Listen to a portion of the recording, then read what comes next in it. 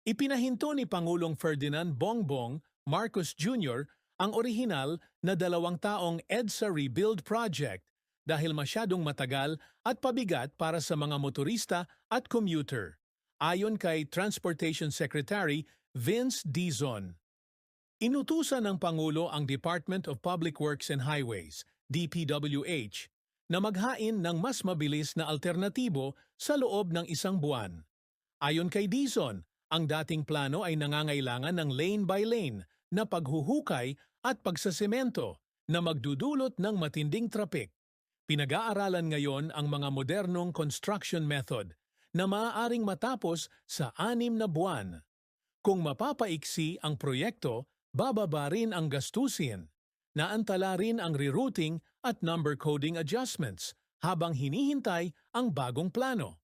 Sang-ayon ka ba sa desisyon ng Pangulo na padaliin ang EDSA rehabilitation? Ano sa tingin mo ang pinakamahalagang dapat isaalang-alang sa paggawa ng bagong plano? Salamat sa panonood. Huwag kalimutang i-like, i-share at mag-follow.